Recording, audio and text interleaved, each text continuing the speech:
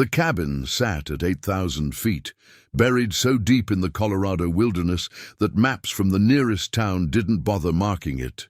No roads led there, no mailman arrived, no neighbors existed within 30 miles. Marcus Webb had built his life around the principle of being unreachable, and for a decade he'd succeeded perfectly. 10 winters, 10 summers, 10 springs that melted snow into rushing creeks, and 10 autumns that set the aspen groves on fire with gold. A full decade of solitude so complete that most people in the valley below had stopped remembering he existed at all. They had a name for men like him. Hermits, they called them, as though choosing silence over noise made someone broken rather than deliberate. Marcus didn't care what they called him. Words from the outside world held no power in the thin mountain air, but on a night when the temperature dropped to 20 below and the wind howled through the peaks like something with teeth and hunger, everything changed, because a girl appeared at his door, bleeding, desperate, and carrying a secret that would shatter 10 years of carefully constructed isolation with 4 words: "Please save my sister." Before we jump back in, tell us where you're tuning in from, and if this story touches you, make sure you're subscribed, because tomorrow I've saved something extra special for you. Marcus Webb hadn't always been a mountain man. There was a time, nearly 2 decades ago, when he'd been something else entirely, a search and rescue coordinator for the Forest Service, a man with a badge and a radio, and the firm belief that he could save people if he just tried hard enough. He'd been good at it too, the kind of good that came from genuine devotion to the work, from believing that every missing person deserved every resource, every effort, every ounce of determination he could muster. He'd had colleagues who respected him, a girlfriend named Sarah who loved his dedication, even when it meant cancelled dinners and interrupted vacations. A life that looked, from the outside, like something worth building toward. Then came the rescue that broke him. The details had become worn smooth over the years from repetition and avoidance. The way riverstones lose their sharp edges. A family hiking in the Sangre de Cristo Range. 3 children and 2 adults. They'd left the marked trail against all posted warnings, chasing what someone thought might be a shortcut to a waterfall. By the time anyone realized they were overdue, daylight was already failing. Marcus had led the search personally. 12 hours into it, they'd found the first child, a 7-year-old boy caught between 2 rocks in a ravine, hypothermic but alive. Then they'd found the second child, the middle daughter, unconscious but breathing. The third child, the oldest at 14, had been more difficult to locate. She'd climbed to higher ground trying to flag down the helicopter, and by the time they reached her, she'd been gone for hours. The parents had been found near the bottom of the ravine. The mother was dead on arrival. The father survived, but the damage to his spine meant he would never walk again. The psychological damage to everyone involved, to the surviving children, to the first responders, to Marcus, had been less visible, but no less catastrophic. Sarah had tried to help him through it. His colleagues had given him time off, mandatory counseling, gentle suggestions that he might need a break from fieldwork. But Marcus had discovered something in that ravine that no amount of talking could fix. He'd learned that good intentions and hard work and genuine devotion weren't enough, that people died despite everything. That rescue was sometimes just a word people used to make themselves feel better about unavoidable loss. He'd resigned from the Forest Service 6 months later. The cabin had been a deliberate choice, not a breakdown. A conscious decision to step away from a world where people needed saving, and Marcus had no capacity left to save them. He'd bought the property with the severance package and some inherited money, brought up supplies that first year, and then methodically severed every connection to civilization that wasn't absolutely necessary. No electricity. He had a generator for emergencies and a wood stove for heat and cooking. No phone. There was no signal anyway, and he'd made peace with being unreachable. No internet. What purpose would it serve out here? He had books, thousands of them, stacked on handmade shelves that covered every wall. He had his hands, which were capable of maintaining the cabin, cutting firewood, maintaining the small garden that supplemented his canned and dried stores. Most importantly, he had silence. The first winter had been shocking in its totality.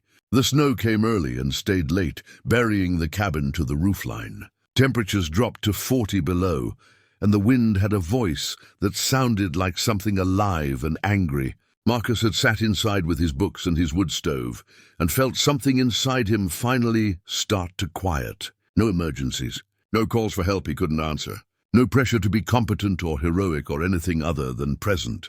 By the second winter, he'd stopped thinking about the outside world entirely. By the fifth, he'd nearly forgotten what conversation felt like. By the 10th, he was so thoroughly embedded in his own solitude that the thought of other people, their needs, their demands, their capacity for suffering seemed almost theoretical.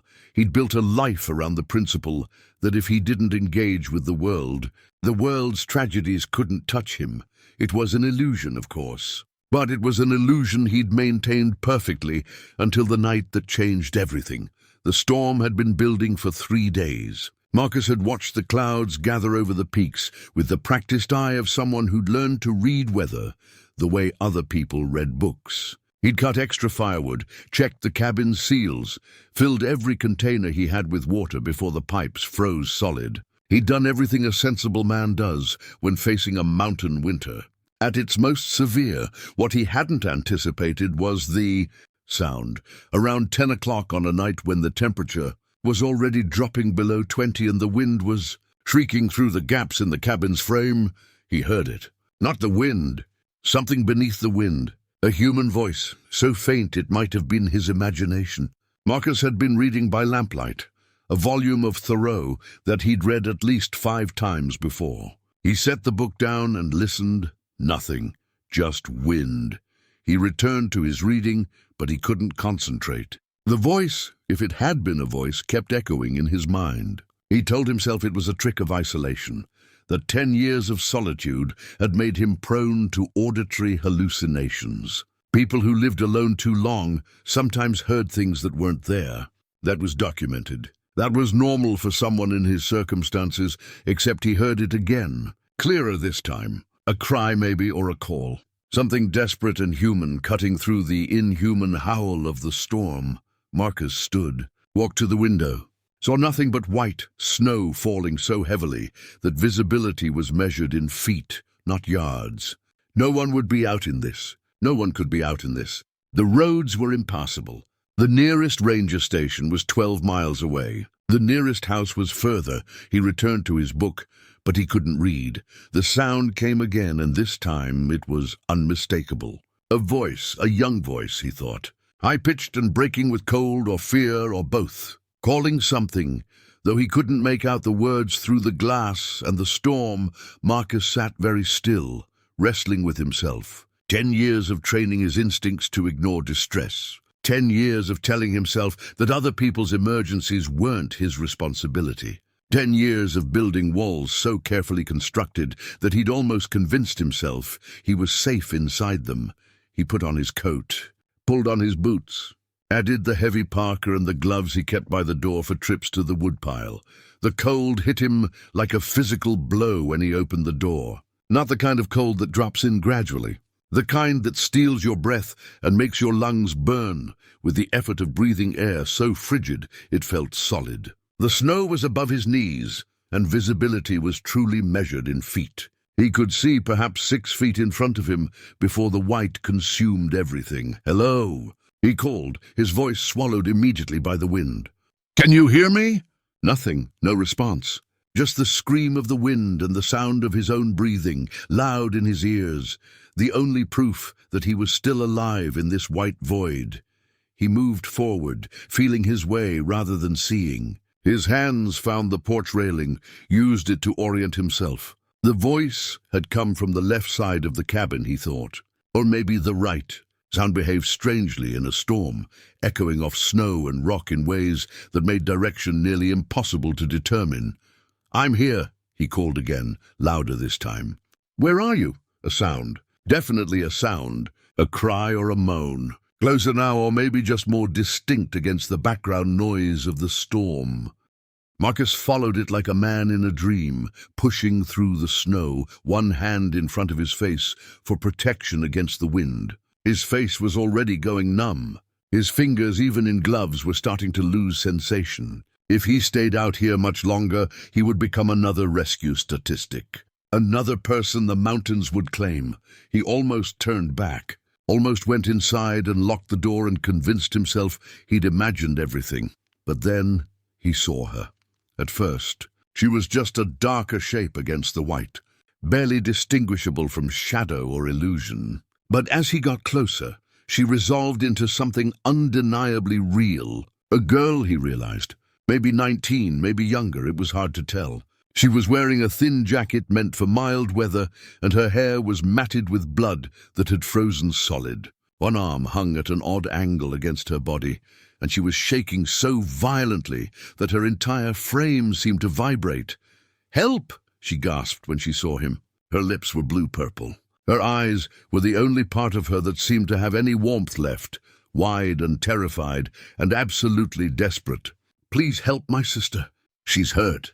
She's worse than me. She can't walk. She's back there. Marcus caught her as her knees buckled. He'd done this before. Handled hypothermic individuals, knew the protocols, even though he'd spent a decade trying to forget them. Fast movement was dangerous. Shock could kill faster than cold. But staying out here was also death. He half-carried, half-dragged her back toward the cabin, following the indistinct impression of his own footsteps in the snow. She was trying to say more, her words coming in gasping fragments. "Sister, car, accident, mile back. Hurt bad."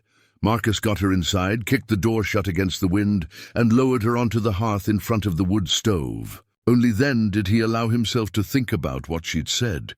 There was another girl, somewhere out in the storm, injured, and after 10 years of carefully constructed isolation, of building walls specifically designed to protect himself from this exact situation, Marcus found himself standing at a crossroads he'd never wanted to reach. He could stay in his cabin with this girl, get her warm, get her stable. He could ignore what she'd said about her sister. After all, there was nothing he could do in this storm. No one could search in these conditions. It would be suicide to try, or he could do what he'd spent 10 years running from. He could go back out into the white and the cold and the wind, and he could try to save a sister he'd never met in a storm that would likely kill him. In a rescue that was almost certainly hopeless, the girl was watching him with those desperate eyes, waiting to see what he would do, waiting to see if this mountain man who'd hidden from the world for a decade still had any capacity for mercy left. Marcus looked at her frozen face and her terrified expression and her shattered arm, and he felt something crack open inside his chest. Something he'd sealed away so carefully that he'd almost convinced himself it didn't exist anymore. He had a choice to make, and whatever he decided would determine not just whether these girls lived or died, but whether the walls he'd spent 10 years building would finally come down. Preparing and narrating this story took us a lot of time, so if you are enjoying it, subscribe to our channel. It means a lot to us. Now back to the story. Marcus moved with the efficiency of someone whose instincts were overriding his carefully constructed resistance. He'd spent 10 years teaching himself not to think about rescue protocol, but muscle memory was more powerful than intention. His hands moved without asking permission from his isolationist mind. He wrapped the girl in blankets from his bed, positioning her close enough to the stove that she'd receive radiant heat, without risking her hypothermic system with too much direct warmth. Hypothermia was a particular kind of dangerous. It made people sleepy, made them want to lie down in the snow and close their eyes. But rapid rewarming could trigger something called afterdrop, where the body temperature actually continued to plummet despite external heat. Everything had to be measured, careful. The girl's teeth were chattering so violently he worried she might crack them. Her skin had taken on a waxy, almost translucent quality that he recognized from his old training. Early stages of severe hypothermia. She had maybe an hour, possibly less, before her core temperature would drop to the point where her organs would start to fail. "What's your name?" he asked, kneeling beside her, pulling off his gloves to assess the temperature of her hands. Cold. Dangerously cold. But not frozen solid yet. "Not yet, Rachel," she stammered. "Rachel C. Caldwell. My sister is Katie." "She's still out there." "You have to—" "Not yet," Marcus said, his voice steady in a way that surprised him. "First we get you stabilized. Then we figure out about Katie." He moved to the small bathroom attached to his bedroom and returned with towels, not hot, but warm, which was the correct approach. He dried her carefully, trying to minimize how much he had to move her damaged arm. When he examined it more closely, he could see the swelling and the awkward angle. Dislocated shoulder, he thought. Maybe broken. Either way, it needed immobilization, and it needed pain management he didn't have.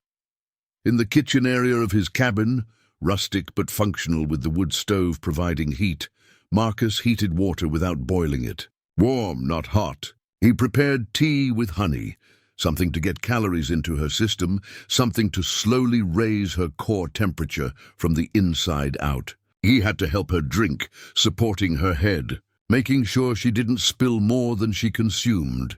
Only after she'd drunk the entire cup and he'd wrapped her in additional blankets, elevated her legs slightly to keep blood flow to her vital organs. Did he allow himself to fully process what she'd told him? Another girl, out in the storm, injured. "Tell me about Katie," he said, sitting beside her on the hearth. "Tell me everything. Where was the accident? How long ago? What kind of injuries?" Rachel's eyes were starting to get that focused look that meant some of her body's core function was returning. Good. The immediate crisis had passed for her. But her words, when she spoke, created new problems that were potentially worse. "We were driving," she said, her voice hoarse, "heading home from Denver, taking the back way because the main highway was closed. The storm came out of nowhere. One minute the snow was manageable, and the next it was like driving through a cloud. Visibility was nothing." Marcus nodded. He knew these mountains. He knew how quickly weather could change at elevation, how a clear afternoon could become a white void by evening. "We went off the road," Rachel continued. "We hit something, I don't know what. A guardrail? A rock? The car just suddenly wasn't on the road anymore. We rolled. Once, maybe twice. I hit my shoulder on the window. Katie hit her head." "How long ago?" Marcus asked. "Maybe 20 minutes? 30? I lost track. I tried to get her to wake up, but she wouldn't. She was breathing, but she wouldn't wake up. I knew I had to get help. I knew I couldn't stay in the car because the heat was going to run out, and then we'd both freeze."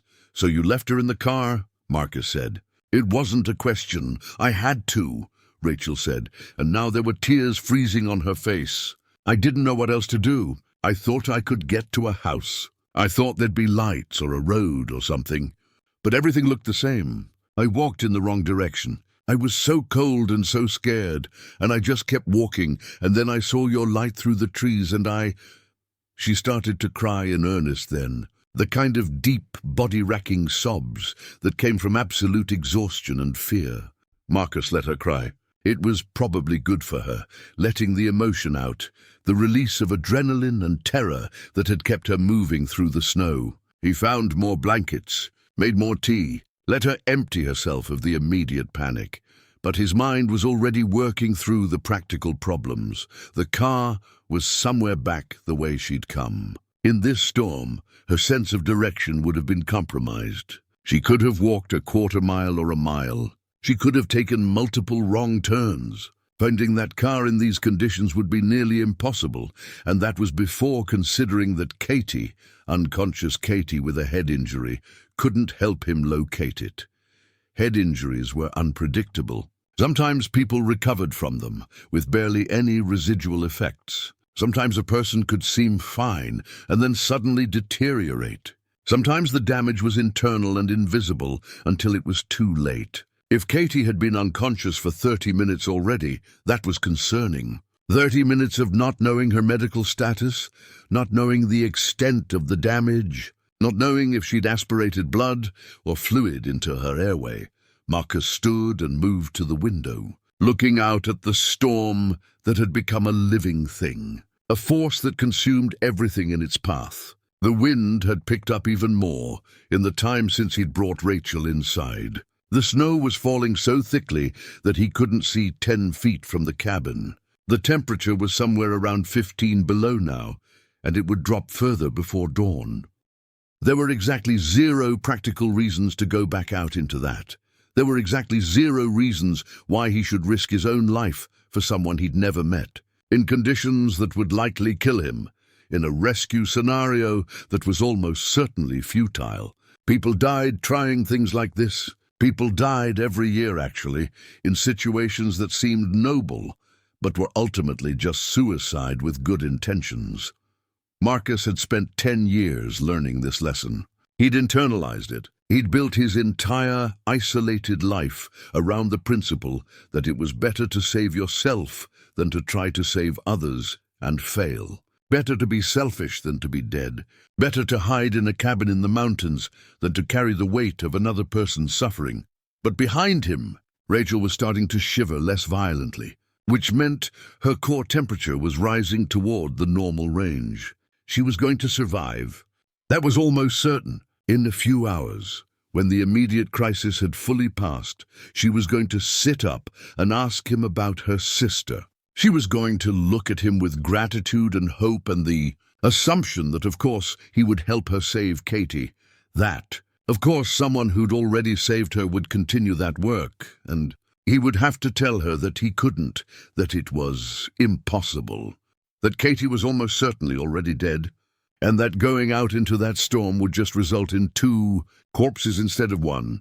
He would have to tell her that he'd spent 10 years learning not to care about things like this. A sound from the hearth made him turn. Rachel was trying to sit up, her face contorting with pain as she moved her dislocated shoulder. "Don't," Marcus said, moving quickly back to her side. "You need to stay still.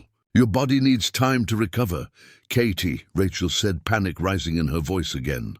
"You have to go get Katie. You have to go now.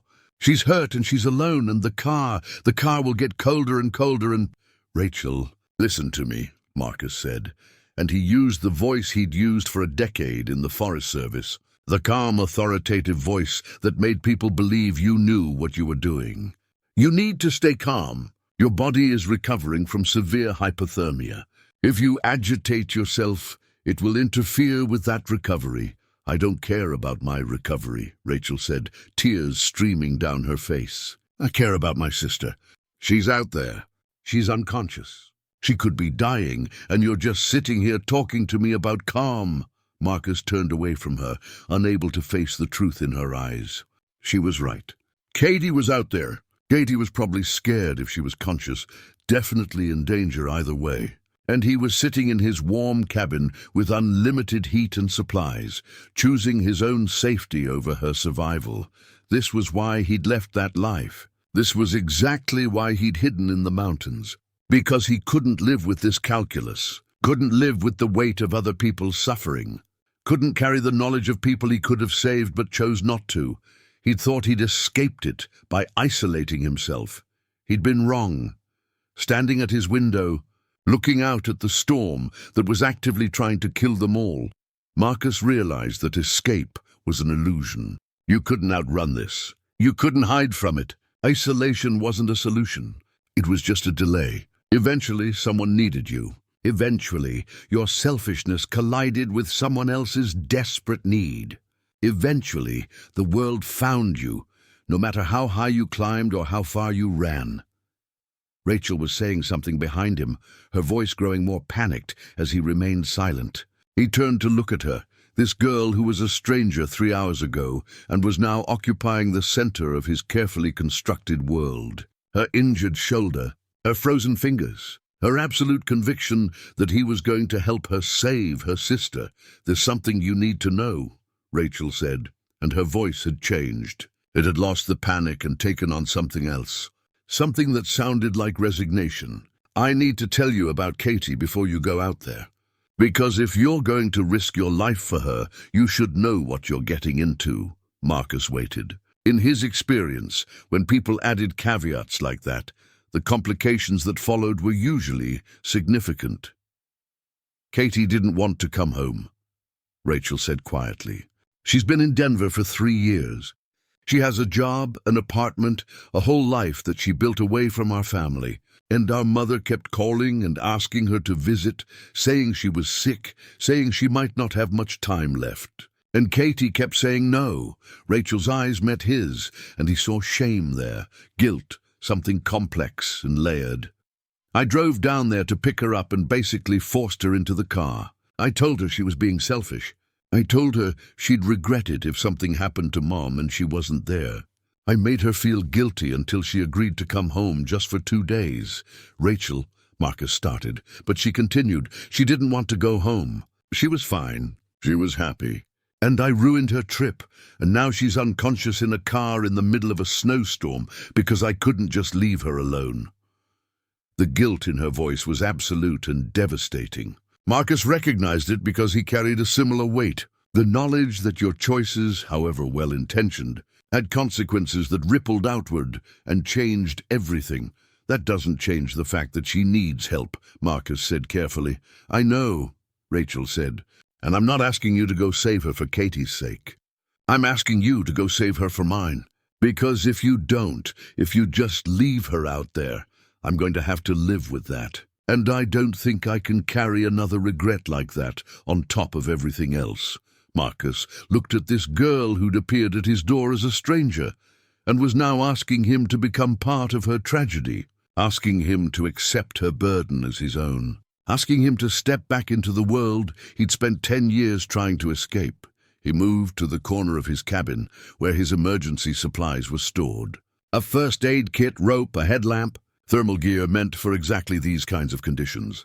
He'd kept everything maintained, even though he'd told himself he'd never need it again. Some part of him, apparently, had never quite believed in his own escape. Tell me everything you can remember, he said to Rachel as he began assembling what he'd need. Every detail. The direction you walked. Any landmarks you remember. Anything that might help me find that car.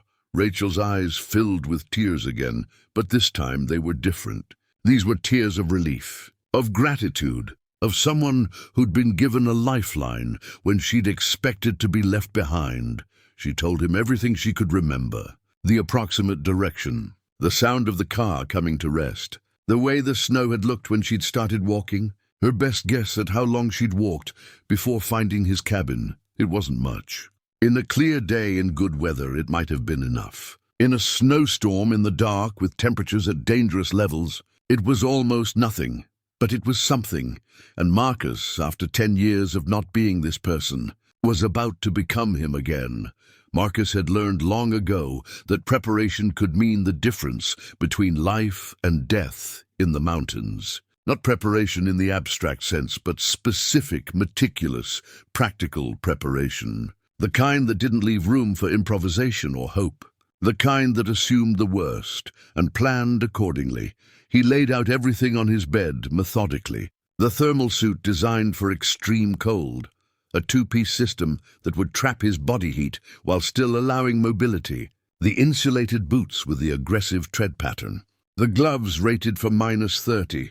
The heavy parka that had been hanging in his closet for 10 years, maintained but rarely used. A second layer of everything. A third layer of socks. His body moved through the motions with an almost mechanical precision, but his mind was somewhere else entirely, running through variables and probabilities like equations with no good answer. The car was somewhere between a 1/4 mile and a mile away, in the dark, in a storm with visibility measured in feet. Rachel had been disoriented when she fled, probably panicked, definitely not thinking clearly about which direction she'd gone or how long she'd actually walked. Her sense of distance and time would have been compressed by fear and cold. What felt like a mile might have been 300 yards. What felt like 10 minutes might have been twice that, but it also might have been longer. The temperature outside was somewhere around 12 to 15 below 0 Fahrenheit. With wind chill, it was probably in the -20s or 30s. That meant his exposed skin would begin to freeze in approximately 10 to 15 minutes. After that, hypothermia would set in rapidly. His core body temperature would drop, his cognitive function would deteriorate, and eventually his body would simply shut down if Katie was still alive in that car, and the odds of that were increasingly dim the longer Marcus thought about. Yet she would have been exposed to that same cold for at least 30 minutes already, probably longer. A head injury meant she wouldn't have the survival instinct to move around, generate heat, keep herself alert. She would just be lying there, her body temperature dropping degree by degree. The chances of finding her alive were minimal. The chances of finding her at all were not much better. But Rachel was watching him from the hearth, her eyes tracking every movement, her expression a mixture of hope and desperation. She'd been unconscious herself just an hour ago. Her body was still recovering from the shock of hypothermia, and yet she was watching him prepare to go back out into the storm, and her entire body language conveyed absolute faith that he would succeed. That was the dangerous part. Not the storm itself, but this expectation, this belief that because he was willing to try, he would necessarily succeed, that good intentions plus effort equaled rescue. That was the lie Marcus had believed in during his years with the Forest Service, and it was the lie that had eventually broken him. Good intentions didn't save people. Skill helped, preparation helped, but ultimately the mountains did what the mountains wanted to do. And humans were just insects, trying to survive in an indifferent landscape. He finished dressing and moved to the window one more time, staring out at the white chaos beyond the glass. The wind had actually increased, if that was possible. It was now moving at what he estimated to be 35 to 40 miles per hour, with gusts that were stronger. The snow was falling so thickly that the trees 20 feet away were barely visible as darker shapes against the white. "You don't have to go," Rachel said quietly from behind him. "I know it's impossible. I know I'm asking you to do something that's probably going to get you killed." Marcus turned to look at her. She was sitting up slightly, still wrapped in blankets, her left arm immobilized against her body. Her face was pale but conscious. Her eyes were clear. She was thinking rationally now, even if her earlier words suggested she wasn't. "If I don't go," Marcus said, "your sister dies." "She might die anyway," Rachel said. "You might die trying.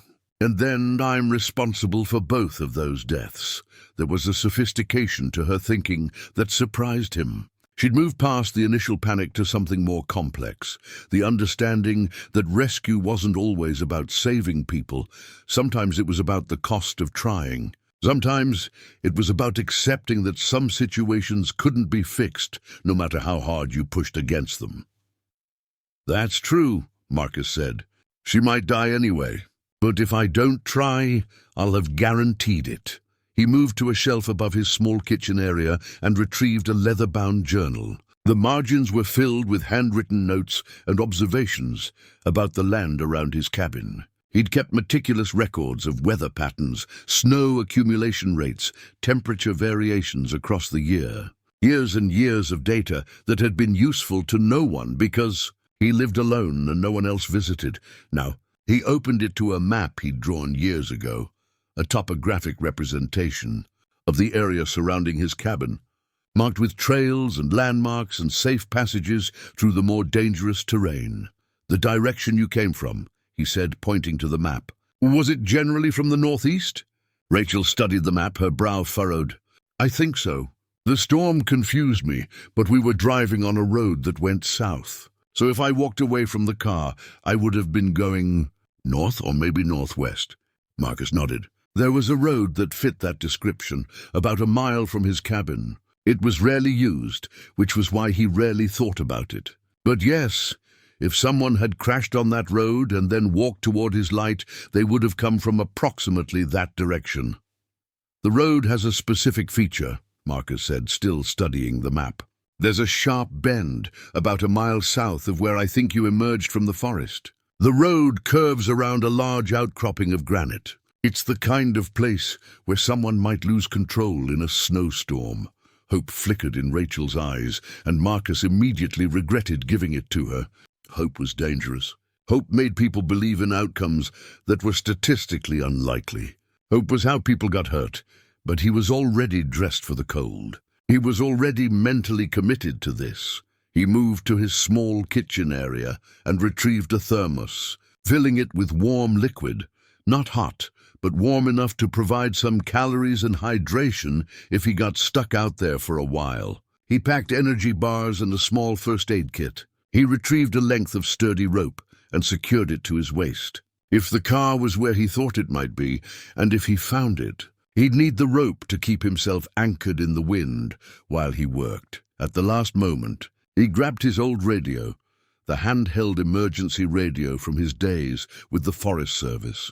He'd kept it maintained out of habit, replacing the batteries occasionally, even though there was no one out here to communicate with.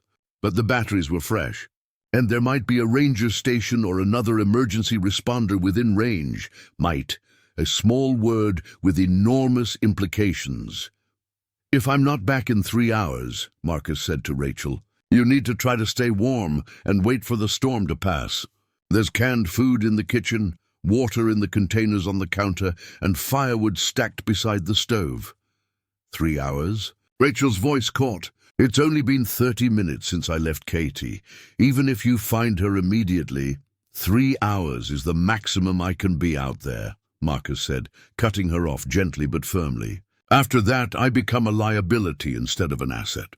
If I'm not back, it means I got lost or injured or something else went wrong. If I get lost, search and rescue will have an easier time finding me if I'm inside my cabin than if I'm frozen to death somewhere in the wilderness." It was logical. It was also the kind of math that would make Rachel feel complicit in any decision he made to come back without Katie. Marcus knew this because he'd had this conversation before, in various forms during his years in search and rescue. The people left behind always felt responsible for the rescue attempt, whether it succeeded or failed. That was just the emotional calculus of desperate situations. He moved toward the door, then paused. "What's your mother's condition?" he asked. "The reason you were trying to get Katie home. Is she actually sick, or was that just pressure?" Rachel's face crumpled slightly. "She has early-stage cancer, ovarian. She's going to be okay, probably. But she's scared. And Katie is her favorite, even though she'd never admit that. And I thought if Katie came home, it would help Mom feel less scared. I thought my sister owed her that much. Did you think about what Katie owed herself?" Marcus asked. "Not until the car went off the road," Rachel said quietly. Marcus nodded. He understood that calculus too. The moment when you realized your good intentions had consequences that couldn't be taken back. The moment when you understood that you'd made decisions for someone else that they had to pay the price for. He opened the door and stepped into the cold. The wind hit him like a physical force, nearly knocking him backward. He had to brace himself against the frame of the door and gather his balance before stepping fully outside. The cold was absolute. It burned his face in the seconds it took for his thermal mask to settle into place. It made his eyes water and his breath come in short, painful gasps. The cabin's light spilled out behind him, creating a small pocket of visibility. Beyond that was white, pure, undifferentiated white that extended in every direction. Above, below, sideways, it was all the same. Snow and wind and cold, and the absolute absence of landmarks or direction or anything that could orient him in space. Marcus forced himself to move away from the light. The further he got from the cabin, the more vulnerable he became. The cabin light behind him was a lifeline he could follow home if everything went wrong. But it was also a beacon that would draw his attention, make him want to turn around and come back. He needed to move far enough away that temptation didn't override his commitment. The snow came up to his mid-thigh in places, much deeper in others where the wind had created drifts. He had to pick his way carefully, feeling ahead with each step to make sure he didn't step into a depression that would throw off his balance. His headlamp cut into the white in a cone of light that seemed impossibly small against the vastness of the storm. He oriented himself using the landmarks from his mental map. The large pine tree about 50 yards northeast of his cabin. He'd used it as a visual marker countless times over 10 years. There. He could see its darker shape through the snow. That would be his primary reference point. He pulled the radio from his pocket and held it up, trying to establish any kind of signal. Static. Then, faintly, a voice. A ranger station or another emergency responder. Their signal degraded by the storm and the mountains, but still present. This is civilian Marcus Webb. Approximately 8,000 feet elevation in the southern sector, Marcus transmitted. I'm conducting a search for a vehicle accident, possibly on the Southern Ridge Road. Vehicle has been missing for approximately 45 minutes. One occupant, potentially unconscious. Conditions are severe. Temperature around 12 to 15 below, wind gusts 35 to 40 miles per hour. There was a pause, then a crackle of response. The signal was poor, but the message came through. Copy that, Marcus. We have units standing by, but unable to mobilize in current conditions. We'll attempt approach from valley side when storm intensity decreases. Maintain communication if possible, Marcus acknowledged and secured the radio. It helped, knowing that other people were aware of what he was doing. It meant that if he failed, at least someone would know what had happened. At least search and rescue would have a starting point for their own recovery efforts. That was something anyway. He moved forward into the white, following his memory of the terrain and his careful observations from years of living in these mountains. Behind him, the cabin light receded into invisibility. In front of him, there was nothing but storm and cold and the absolute uncertainty of whether he would find anything at all, let alone find it in time. The cold began working on him immediately. His face grew numb beneath the thermal mask. His fingers, even in insulated gloves, began to lose sensation. The expensive boots protected his feet from freezing, but his legs were tiring quickly from moving through the deep snow. Each step forward required conscious effort, a decision to continue rather than to stop and rest. And somewhere ahead of him in this white void, if Rachel's information was correct, there was a car. And in that car, there was a girl named Katie, who was unconscious and dying and might already be gone. Marcus pushed forward into the storm, carrying the weight of 10 years of isolation and self-protection and the mountain's absolute indifference to his intentions. Time became meaningless in the storm. Marcus had been counting it, 20 minutes, maybe 25, but his mind was starting to operate on a different frequency. Not the rational progression of seconds and minutes, but something more primal. The alternation between effort and rest. The rhythm of breathing in cold air and pushing through resistance. The constant negotiation between the part of him that wanted to turn back and the part that needed to continue. He'd marked his path with reflective tape tied to trees at regular intervals, a precaution he'd learned in his rescue days. Every 20 yards or so, he secured a bright orange marker to a branch at eye level. It created a visual trail that would guide him back to the cabin if visibility improved enough to see them, or if he became disoriented. Without these markers, the likelihood of walking in a circle and freezing to death while thinking he was moving in a straight line was actually quite high. The terrain was beginning to change. He was descending now, moving downslope as he worked toward where the road should be. The snow was still falling with the same relentless intensity, but the landscape beneath it was becoming more varied. Steeper pitches where the snow slid and shifted with his weight. Flat areas that might have been meadows or clearings. Occasional rock outcroppings that could be navigated around or, if he wasn't careful, fallen over in the dark. His radio crackled again. The signal was still degraded, but the voice on the other end was clearer this time. Marcus, we're showing a missing persons report that just came through. Vehicle registered to Catherine and Rachel Caldwell, reported by their mother approximately 10 minutes ago. Last known location was on Ridge Road, heading toward Aspen. Vehicle didn't arrive at their home address. Confirms your situation. Be advised, we're getting reports of downed power lines and accidents throughout the area. Visibility is near zero everywhere in the region. Marcus acknowledged the message. So there was now an official missing persons report.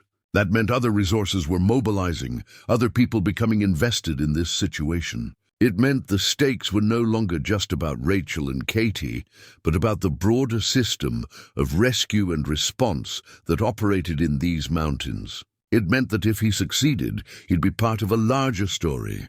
If he failed, he'd be part of a cautionary tale about the limits of individual heroism. The thought should have motivated him. Instead, it created a strange pressure in his chest. He was pushing through a particularly dense section of forest now, where the trees grew close enough together to partially block the wind. The relief was almost shocking. Suddenly he could breathe, without feeling like the cold was shattering his lungs. His face began to sting less intensely, as blood flow returned to his frozen skin. He took a moment to check his thermal layers, make sure nothing had shifted, that his core temperature was still stable. So far so good, but he'd been moving for nearly 30 minutes now, and he hadn't seen any sign of a vehicle. No reflection of metal, no impression of the road beneath the snow, no indication that he was moving in the correct direction at all. The doubt that had been lurking at the edge of his mind began to expand. What if Rachel had been more disoriented than she realized? What if the accident hadn't happened on Ridge Road, but on one of the other roads in the area? What if she'd walked in a completely different direction than she thought, and Marcus was chasing a phantom, wasting time and resources on a search that was already fundamentally compromised by incomplete information? He pulled out his map again, holding it carefully in his gloved hands, trying to orient himself to the landscape. The wind was slightly less intense here in the trees, and he had just enough visibility to make out the terrain around him. Pine forest sloping downward, with the general topography matching his memory of the area south of his cabin. But memory wasn't precision. Memory was interpretation, colored by the years he'd spent living here and the way his mind had absorbed and reorganized information. The landmarks he thought he recognized might be different landmarks entirely. The slope he thought was heading south might actually be heading southwest or southeast. Marcus took a breath and calmed the rising panic. This was the moment when most people made fatal mistakes, when they began to doubt their choices and their direction, when they started wandering rather than moving with purpose. He needed to trust his training and his instincts. Even though his instincts had been dormant for 10 years, he moved deeper into the forest, following the downslope, reasoning that if the road existed where he thought it did, moving downslope should eventually bring him to it. The snow was slightly less deep here, probably because the tree cover blocked some of the accumulation, though the wind still managed to create drifts in unexpected places. Then he saw it. Just a suggestion at first, barely visible through the white. A more regular shape than the natural landscape should produce. Squared edges where trees didn't grow. The impression of something large and artificial in a place where nature was supposed to dominate. Marcus moved toward it carefully, one hand in front of his face to protect against low branches, the other holding the rope. As he got closer, the shape resolved into something unmistakable, the side of a vehicle. A dark-colored car, half buried in snow, tilted at an angle that suggested it had come to rest in a ditch alongside the road. His heart rate, which had been steady throughout his ordeal, suddenly jumped. He'd found it. Against odds that should have made success impossible.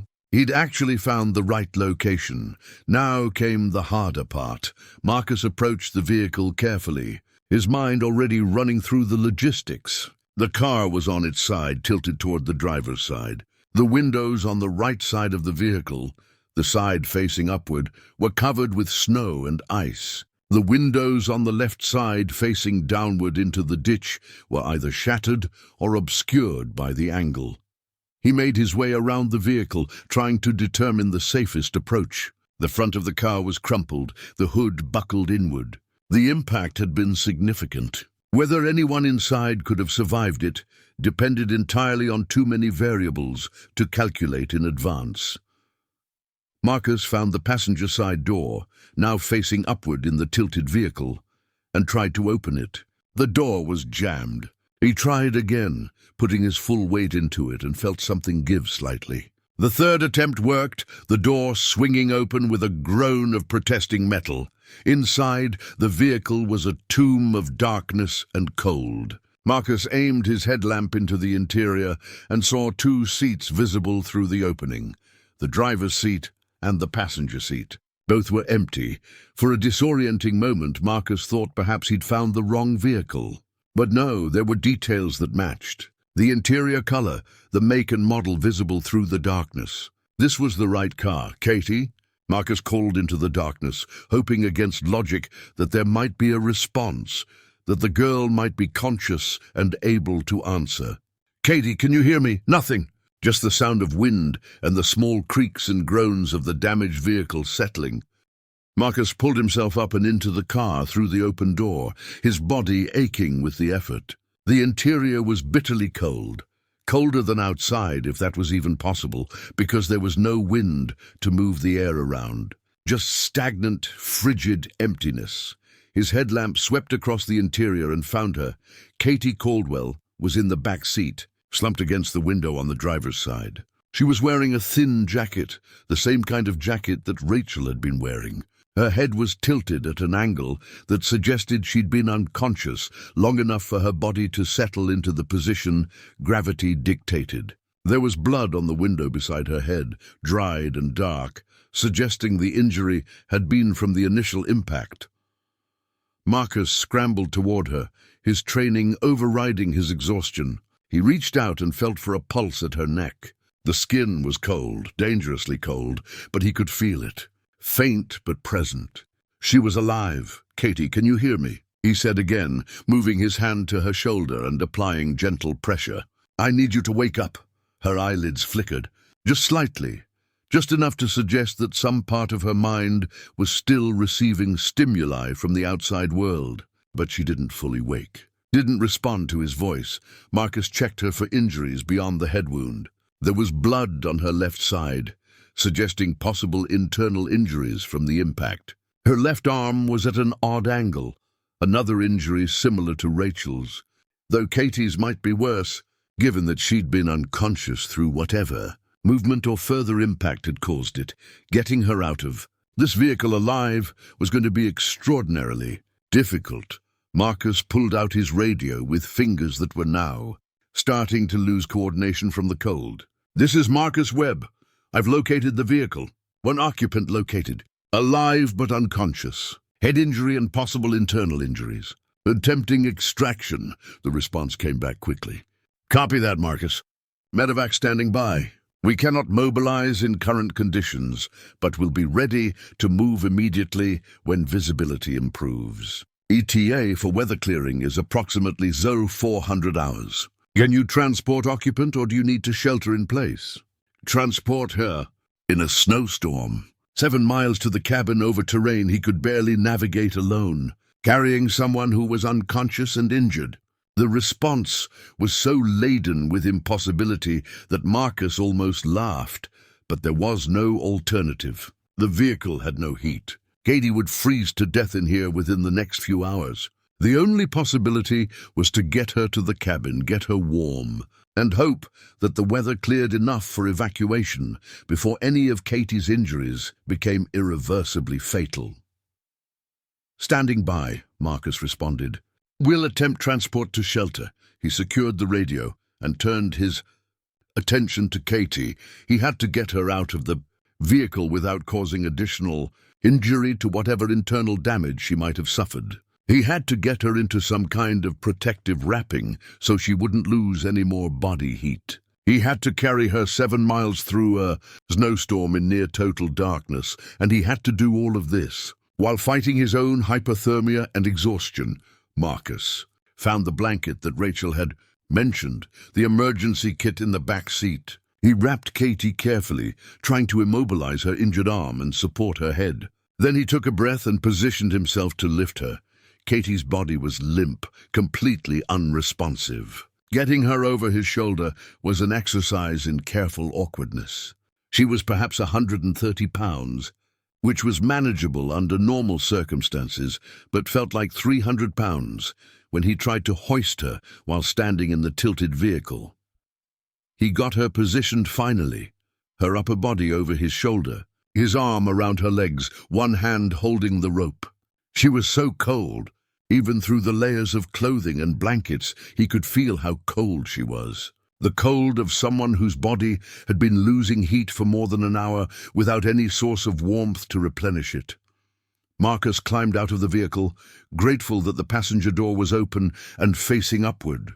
Getting back out with Katie's unconscious body was even more difficult than getting in, but he managed it. The moment he emerged into the wind, he felt the difference. The wind was like an assault after the relative shelter of the vehicle's interior. He had to stop for a moment, let his legs adjust to the new weight distribution, get his breathing back under control. Katie's weight was already making his circulation work harder, accelerating his own heat loss. He was going to have to move quickly, but not so quickly that he lost his balance or made mistakes on treacherous terrain.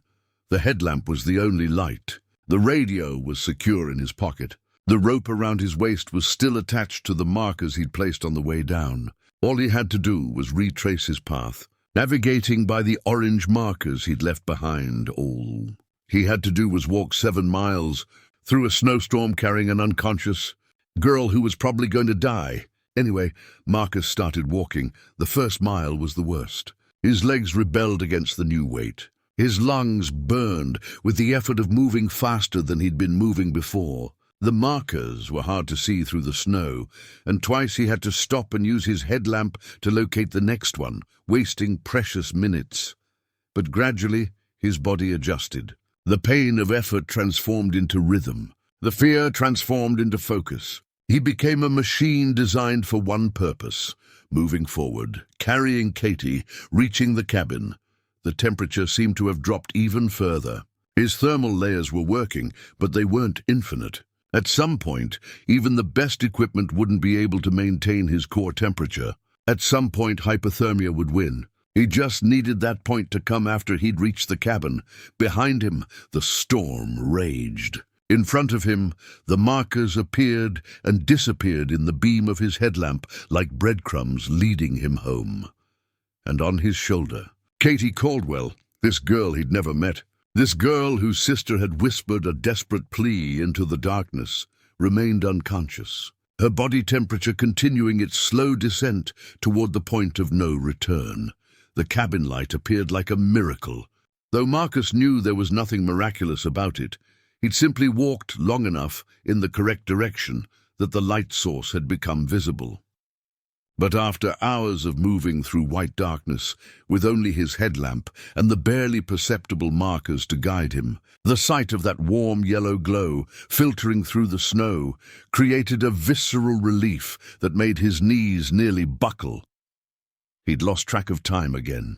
His watch said 94 minutes had elapsed since he left the cabin, but it felt simultaneously like minutes and like hours. His body was running on fumes. The muscles in his legs were trembling from exhaustion. His shoulders, bearing Katie's weight, were screaming with a pain that existed somewhere beyond normal sensation. His core temperature was dropping. He could feel it in the subtle slowing of his thoughts, the way his decision-making had become less precise.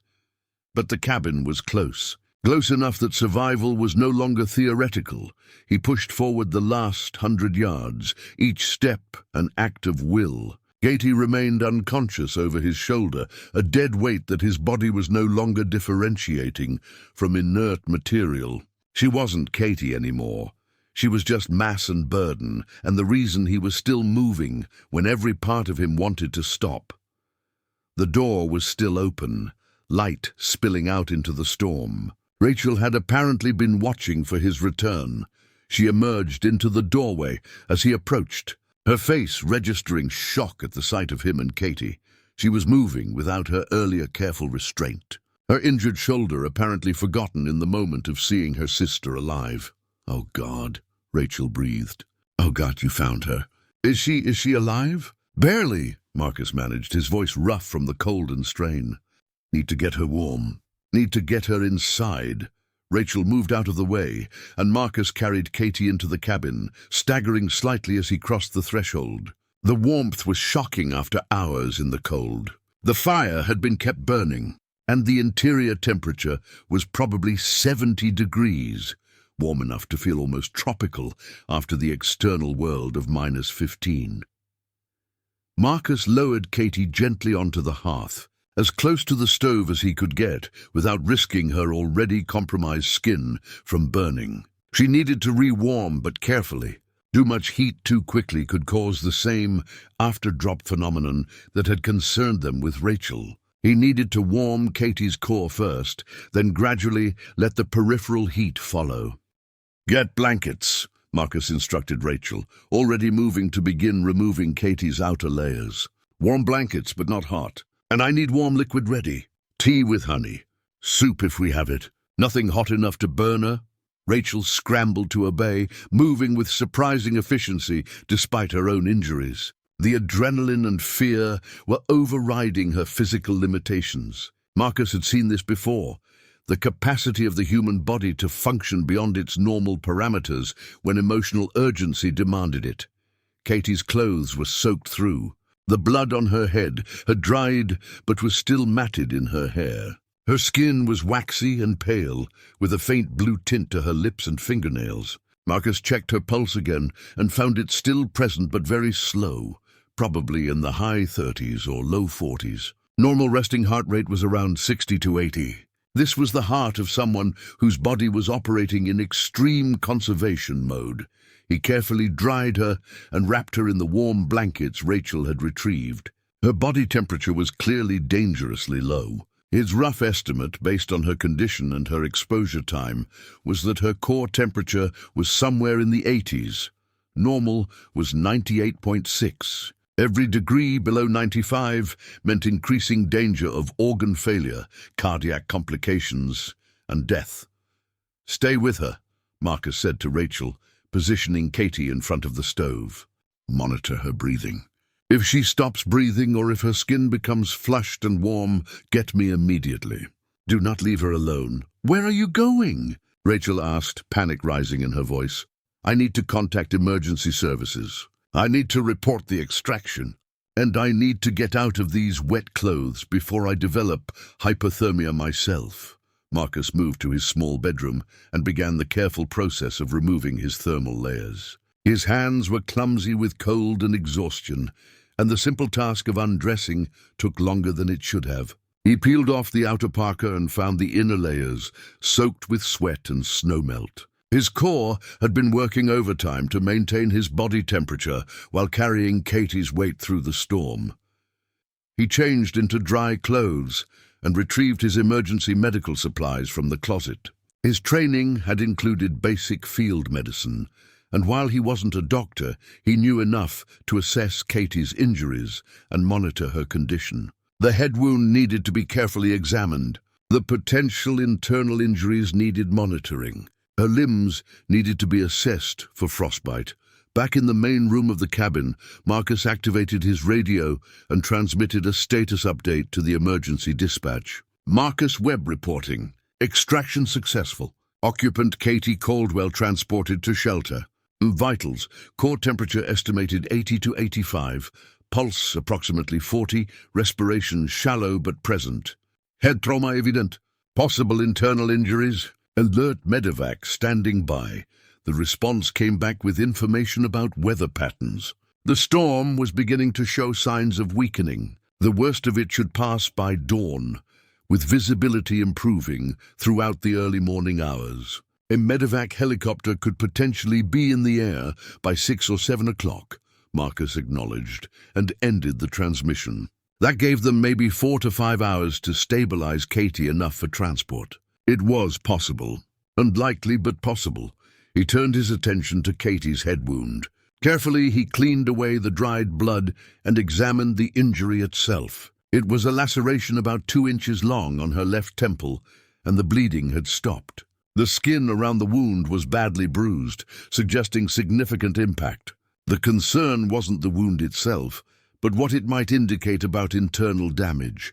Katie's pupils, when he carefully opened her eyelids, were unequal. The left pupil was larger than the right. That was a sign of increased intracranial pressure, which meant there was likely bleeding or swelling inside her skull. Nothing Marcus could do would fix that. Katie needed a CT scan and a neurosurgeon, not a man with a first aid kit and basic training. But he could keep her stable. He could monitor her condition. He could make sure she made it through the next few hours alive enough to reach a hospital. Rachel was watching him work, her face etched with guilt and fear in equal measure. She was still wrapped in blankets, despite the cabin's warmth, and her left arm remained immobilized. The combination of shock and pain was making her look fragile in a way that worried Marcus. He needed her to hold together a little longer. "Tell me about Katie," Marcus said, keeping his voice steady and clinical as he continued monitoring Katie's condition. "What does she do? What's her job in Denver?" Rachel's eyes shifted. "She works as a graphic designer for a tech company. She loves it. She has an apartment in a nice building, and she goes to yoga classes and meets her friends for dinner. She has a whole life that has nothing to do with our family. And your mother? The cancer? How serious is it really?" "Treatable," Rachel said quietly. "Doctors are optimistic. She'll probably have surgery and then chemotherapy, but survival rates are good. She might have complained about Katie not visiting, but she also told me multiple times that she didn't want Katie to feel obligated, that she'd rather have Katie visit because she wanted to, not because she felt guilty." Marcus continued working, letting Rachel talk. Talking was good. It kept her engaged, kept her mind from spiraling into guilt and panic. "But I didn't listen to that," Rachel continued. "I decided that Katie owed our family her presence.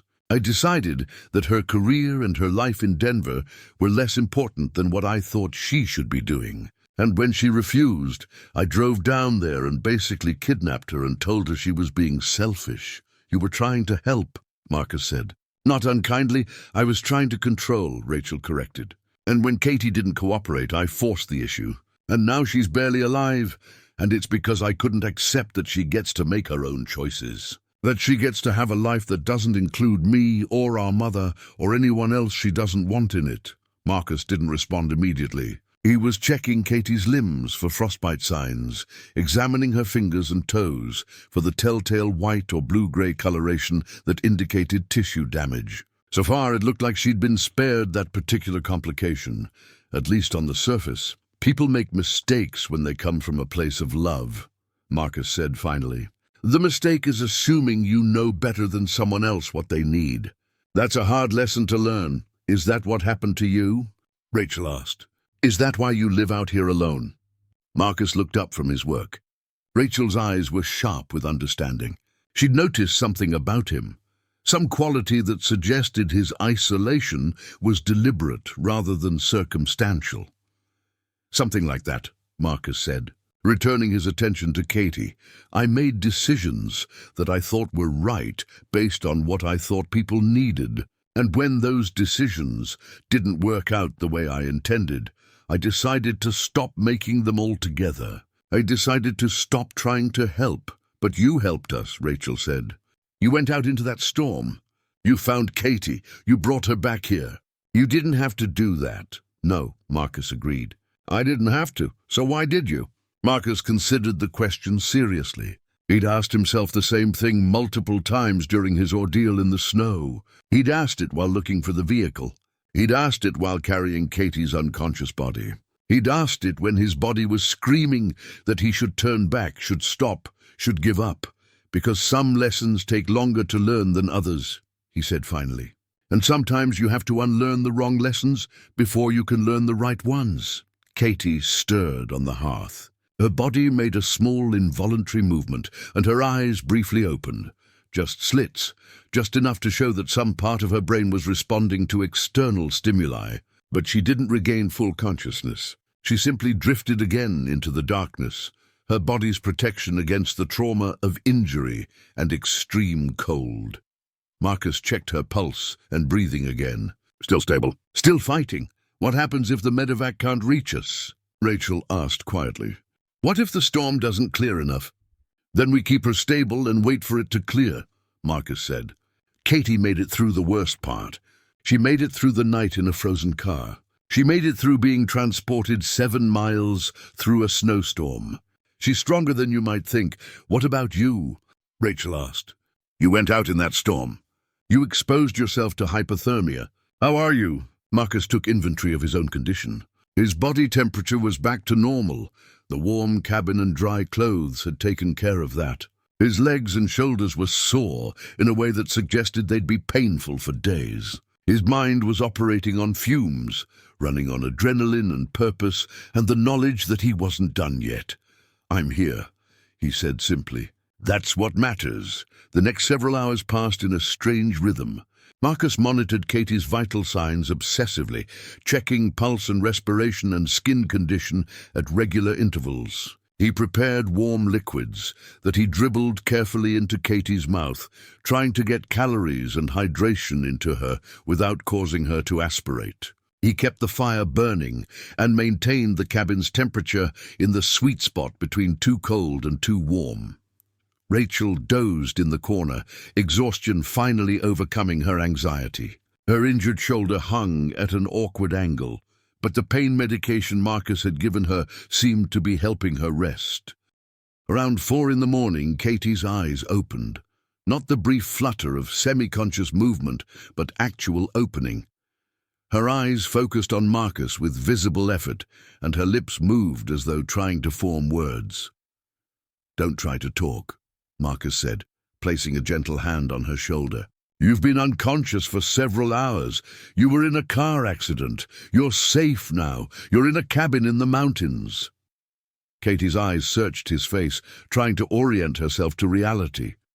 Understanding came slowly, then with sudden urgency. She tried to sit up. Rachel, she croaked, her voice barely above a whisper. My sister. Is she? She's right over there, Marcus said, gesturing to the corner where Rachel was sleeping. She's safe. She's injured, but she's going to be okay. Katie's eyes filled with tears, and her whole body seemed to collapse into relief. She'd survived the accident. She'd survived the cold. Now she'd learned that her sister had made it too. For the first time since the car went off the road, Katie, Caldwell, could believe that she might actually live through this. Marcus prepared more warm liquid and helped her drink, monitoring her carefully for any sign of complications. Her pupils were still unequal, still concerning, but stable. The medevac would be in the air within the hour if the weather continued to clear. Katie would get the medical care she desperately needed. As dawn began to break outside the cabin windows, the wind started to quiet. The snow continued to fall, but more gently now, the storm's intensity finally beginning to wane.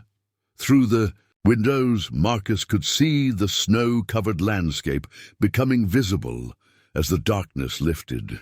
Trees emerged from the white. Familiar peaks appeared on the horizon. The isolation was ending. The outside world was about to intrude on his carefully constructed sanctuary. And Marcus discovered that he wasn't as afraid of that as he'd expected to be. The helicopter appeared at 6:47 a.m., emerging from the clouds like something prehistoric, blades cutting through the thin mountain air, creating a sound that seemed to shake the very foundations of Marcus's cabin. He'd lived alone for 10 years, with nothing louder than wind and the occasional animal sound. The mechanical roar of the medevac was almost violent in its intensity. Marcus had prepared Katie as much as he could. She was wrapped in blankets, her vital signs stable, her consciousness returning in fitful waves. The head wound had been carefully cleaned and bandaged. The dislocated shoulder had been immobilized with a sling improvised from strips of cloth and old medical tape.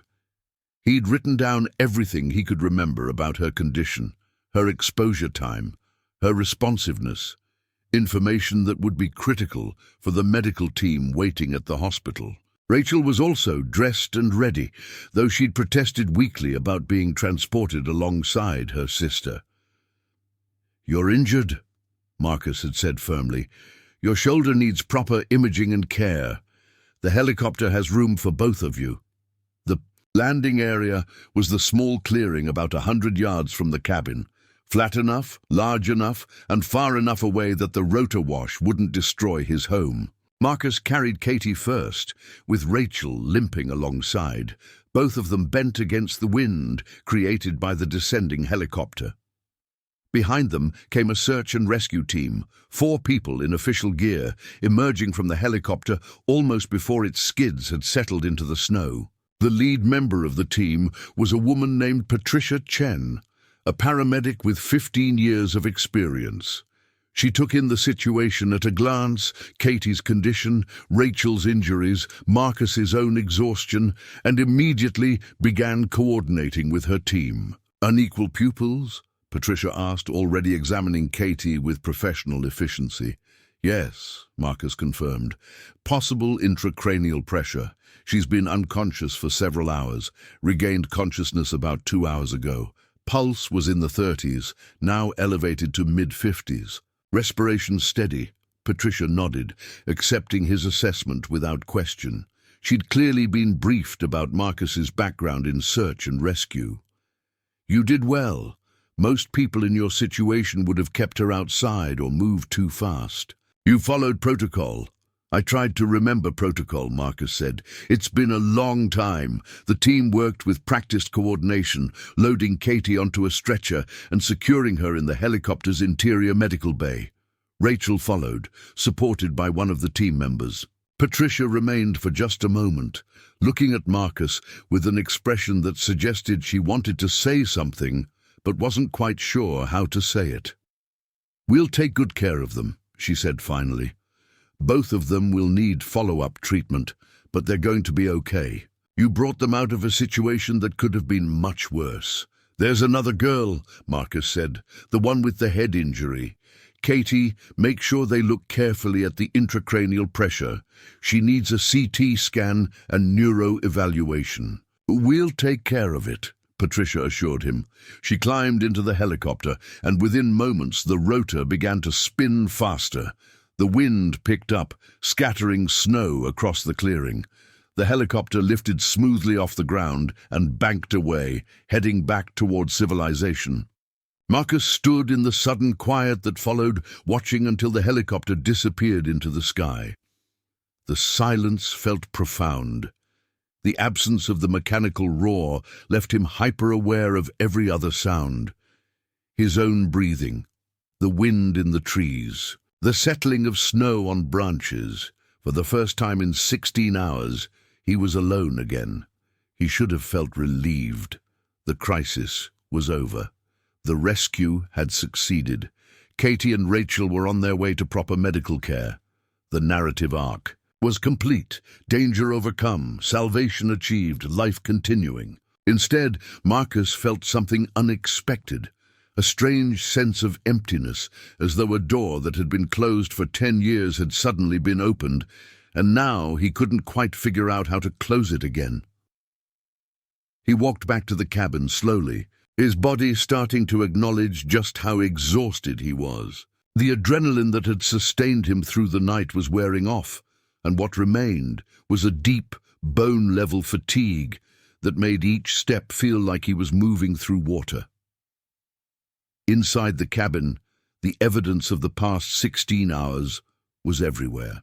Wet blankets drying by the fire, medical supplies scattered across the kitchen counter, empty cups of tea and soup bowls, the impression in his bed where Katie had rested while Marcus monitored her.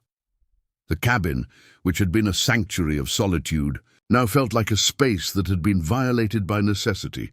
Marcus made coffee with mechanical efficiency. He sat in his chair by the fire and thought about nothing in particular for a very long time. The radio crackled around 8 o'clock. Patricia Chen's voice came through, professional, but with an undertone of something that might have been warmth. "Marcus, this is Patricia from the medevac team. We've delivered both patients to Boulder Medical Center. Katie Caldwell is being evaluated for intracranial pressure. You called that right, by the way. She does have some bleeding, but it's not as severe as it could have been. They're scheduling surgery for late this afternoon, but prognosis is good. Rachel's shoulder is dislocated, but not fractured, and the rest of her injuries are consistent with the accident. She'll be discharged tomorrow or the next day." Marcus acknowledged the information, filed it away, and returned to his coffee. "Also," Patricia continued, and now there was definitely something in her voice that wasn't purely professional. "We have your contact information from the dispatch reports. The Caldwell family is going to want to thank you. Their mother called the hospital looking for information about the girls, and when she found out what happened, she wanted to know how to reach you." Marcus didn't respond immediately. The thought of contact with the Caldwell family created a strange pressure in his chest. They would be grateful. They would want to express that gratitude. They would probably try to maintain some kind of relationship to become part of his life. They would represent the beginning of a reintegration into the world that he'd spent 10 years carefully extracting himself from. "I appreciate the information," Marcus said finally. "Tell them I'm glad the girls are okay." "I will," Patricia said. "And Marcus, for what it's worth, I think you did good work out there. The kind of good work that makes a difference. You should feel proud of that." After the radio went silent, Marcus sat with her words. Pride wasn't what he felt. What he felt was more complex, a mixture of relief and satisfaction, and something that felt uncomfortably close to purpose. The isolation of his cabin suddenly seemed very quiet. Over the next 3 days, Marcus's life underwent a strange transformation. His deliberate solitude, so carefully constructed and maintained for a decade, began to crack under the weight of connection. The first crack came via a call on his radio. This time it was Rachel's voice, transmitted from a hospital room in Boulder, her words halting but determined. "Mr. Webb, Marcus, I don't know if I'm doing this right, but the hospital staff helped me with the radio frequency. I wanted to thank you properly, not over a medical radio, but actually thank you." Marcus found himself sitting in front of the radio, unsure how to respond. He'd spent 10 years avoiding precisely this kind of interaction, the personal gratitude, the connection that suggested obligation or relationship. "You're welcome," he said finally. "How are you feeling?" "Like I got hit by a car," Rachel said, and there was actual humor in her voice. "Which I did technically, but okay. They say I can go home tomorrow. Katie's surgery went well.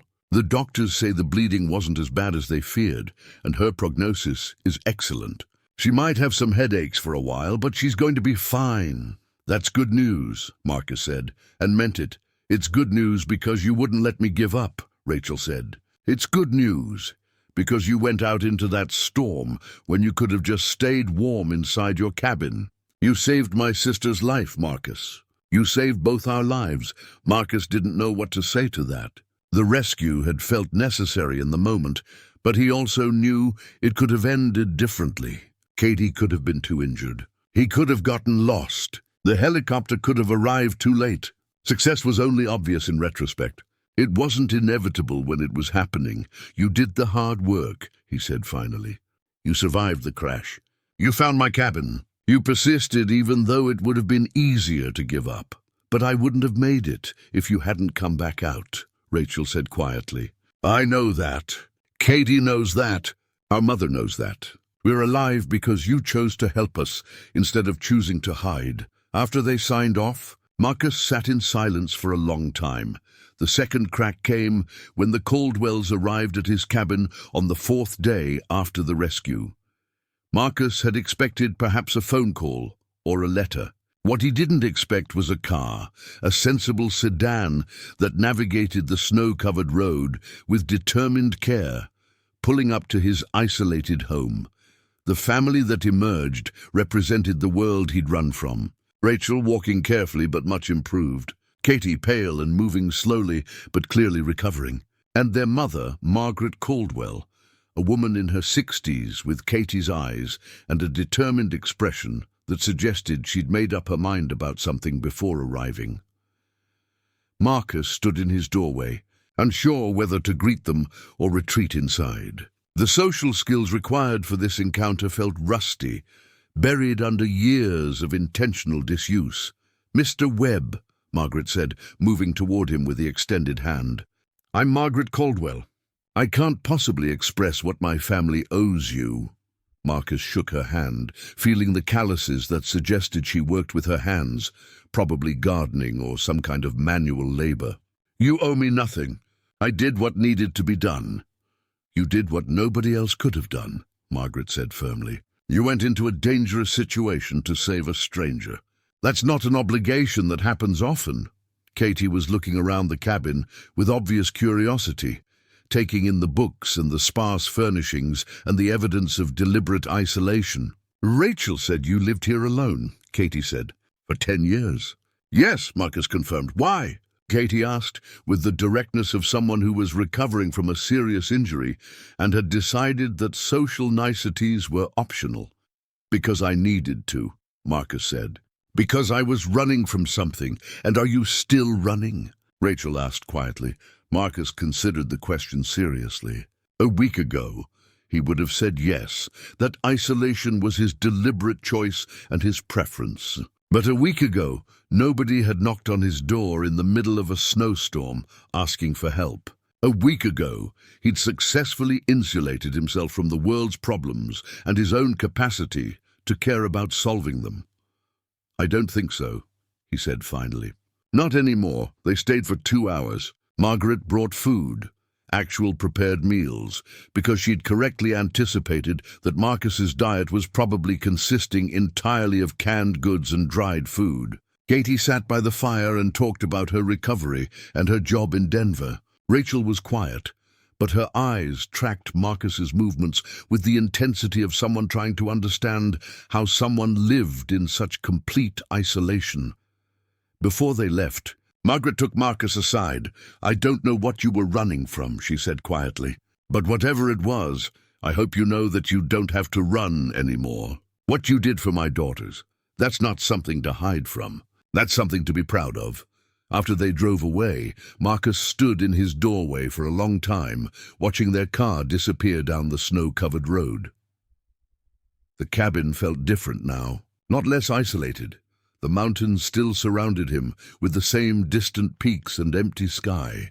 But it felt less like a sanctuary and more like a choice, a deliberate choice to be here, rather than a desperate escape from being anywhere else. That night, Marcus pulled out the old journals and account books from his years with the Forest Service. He'd packed them away years ago, unable to look at them without experiencing the complicated grief of loss and failure.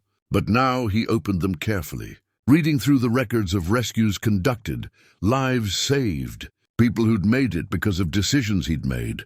There was the family of 4 he'd coordinated rescue for after they became lost on a trail. The elderly man who'd had a heart attack on a remote hiking path. Marcus's team had reached him in time. The group of teenagers who'd gotten separated on a camping trip, all found, all returned safely to their families. Alongside these successes were the failures, the names of people who hadn't made it, the rescue attempts that had ended too late or in tragedy, the situations where his best efforts hadn't been enough. For 10 years, Marcus had focused entirely on the failures. He'd let them define his entire professional life, even though statistically he'd saved far more people than he'd lost. But grief was never rational. Failure was always louder than success. Now, reading through the records with new understanding, Marcus realized something.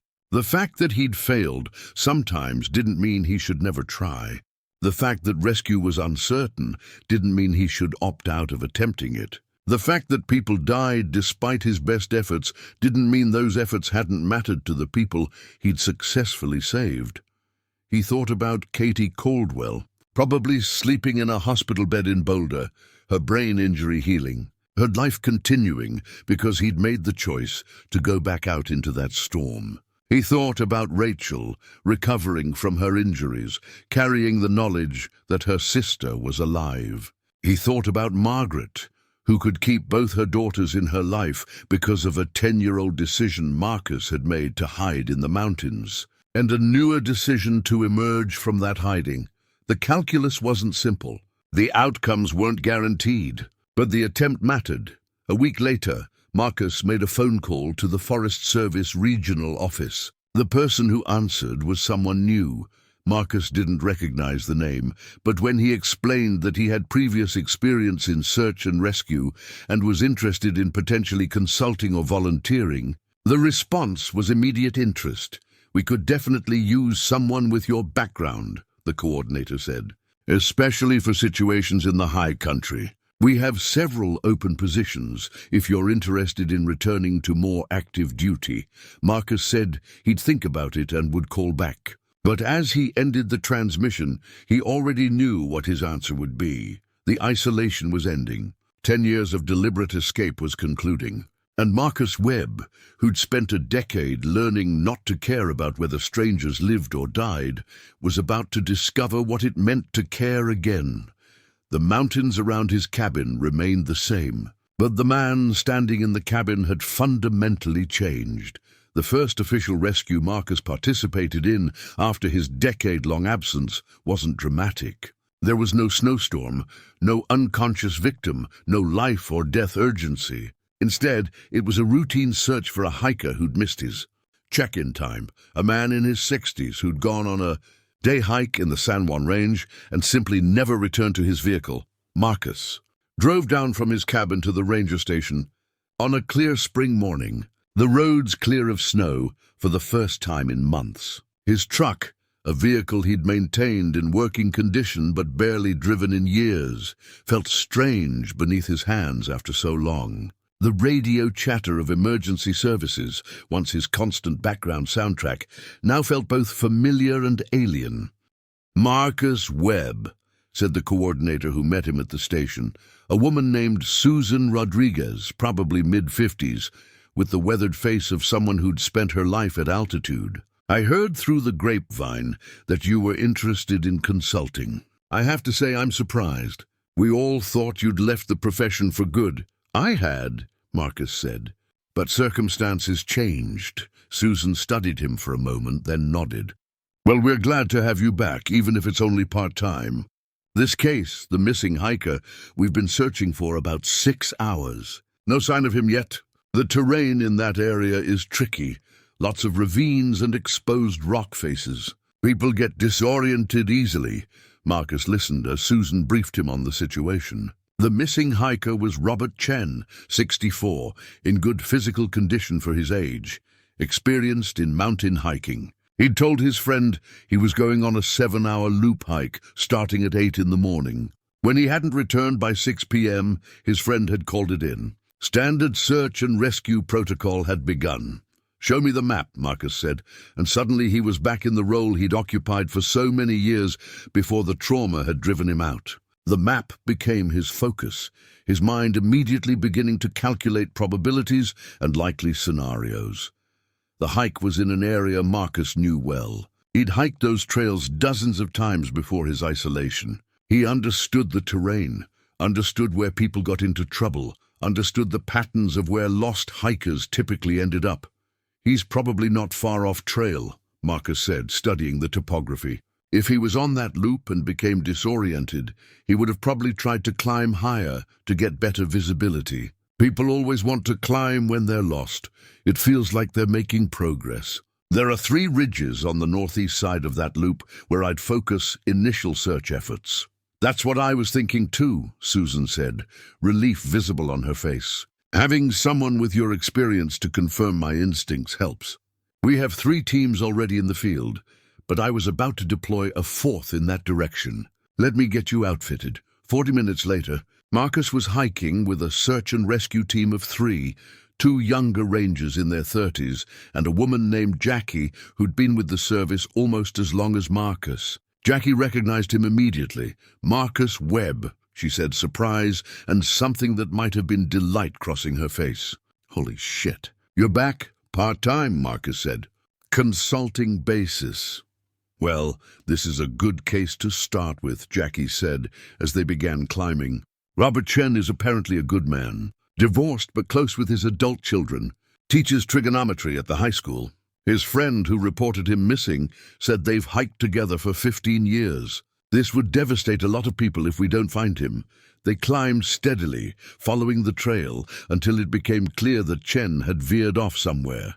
The signs were subtle, a broken branch here, a scuff mark on a rock there, but they created a narrative of someone who'd lost the marked path and then tried to find their way back by climbing. There, one of the younger rangers pointed, about 50 yards up the slope. Is that a boot print? It was, and then another, and another. The trail of someone who'd been climbing steadily, looking for the ridge that would give them a better view of their surroundings.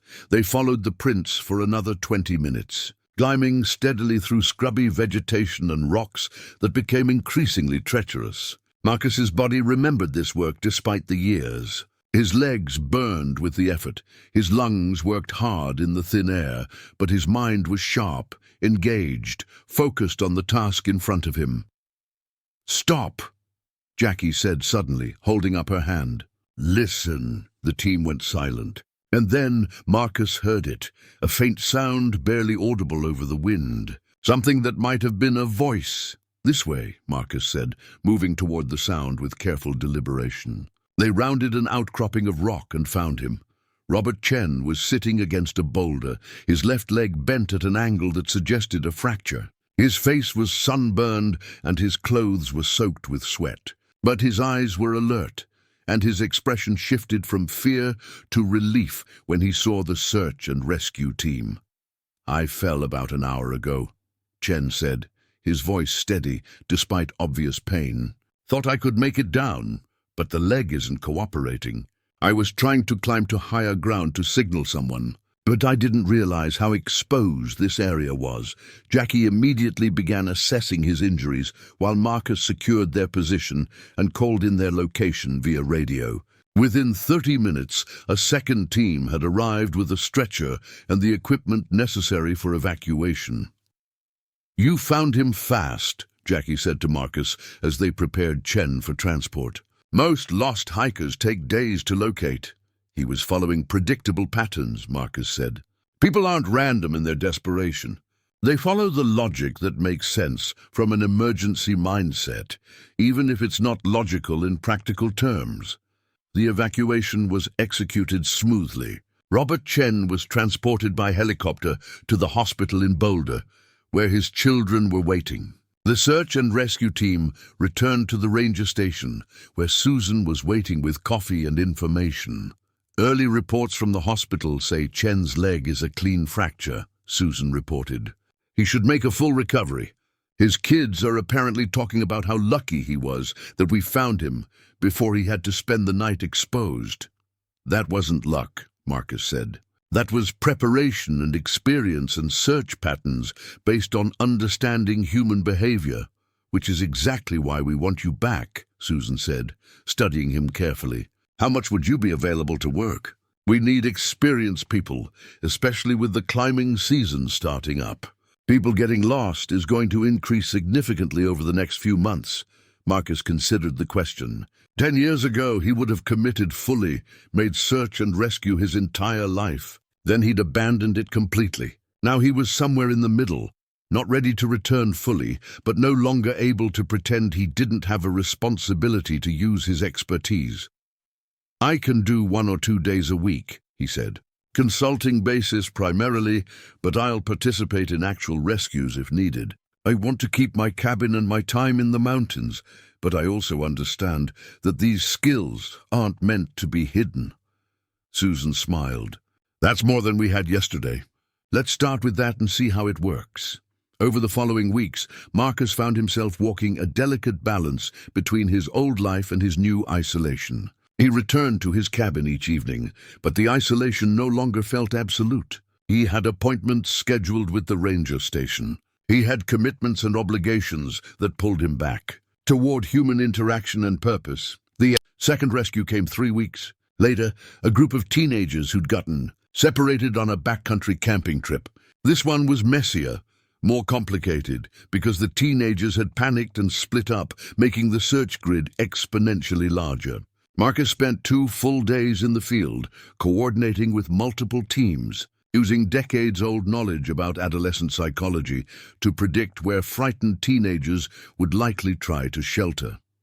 4 of the 5 were found within 24 hours. The 5th, a girl named Emma who'd apparently decided to try to hike back to the trailhead on her own, took longer. But Marcus's prediction about which ridgeline she'd try to reach was correct, and they found her exhausted but uninjured, approximately 30 hours into the search. When Emma's parents arrived at the ranger station to pick up their daughter, they sought out Marcus to express their gratitude. Their relief was visible and overwhelming, the kind of emotional response that only happens when people realize their child has been returned to them after genuine danger. "Thank you," Emma's mother said, tears streaming down her face. "Thank you for bringing her home."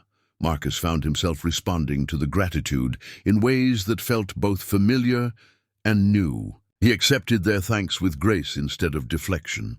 He acknowledged that the search had been successful because of good teamwork and preparation, not because of any individual heroism. He allowed himself to feel the satisfaction of work well done without immediately catastrophizing about potential failures.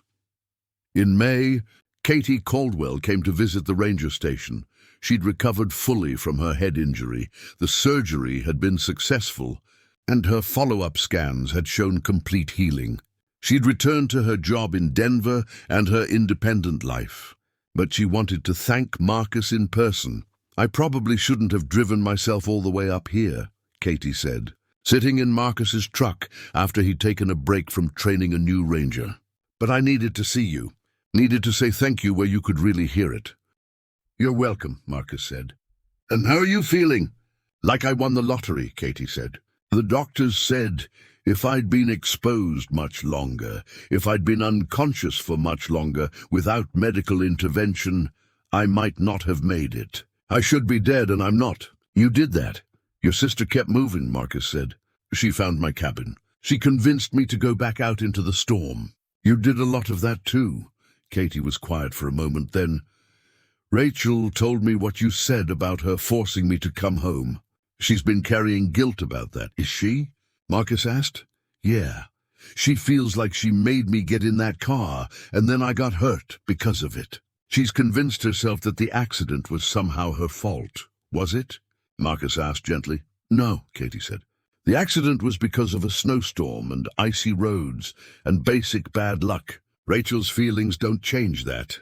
What Rachel did was make a choice that she thought was right based on the information she had. She couldn't have predicted the accident. She couldn't have known that weather would become severe.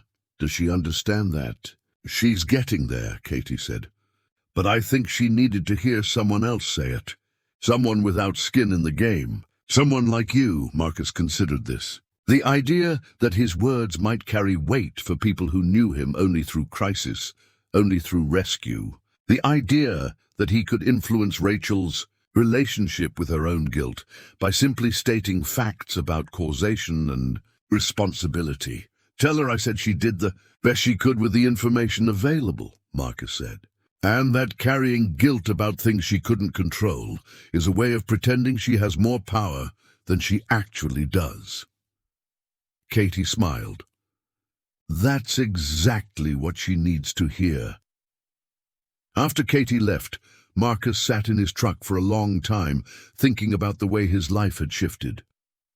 A year ago, before Rachel appeared at his door in the middle of a snowstorm, he would have said that rescue work was dangerous, not because people died, but because caring about people dying was expensive. It cost you something to carry that weight, but sitting in his truck, watching the sun set over the mountains he'd hidden in for 10 years, Marcus realized that not caring had been more expensive. The isolation had cost him a decade.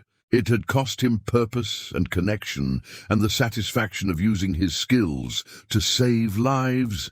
He'd been running from the weight of other people's suffering and the weight of his own capacity to care. But running had just meant carrying that weight alone.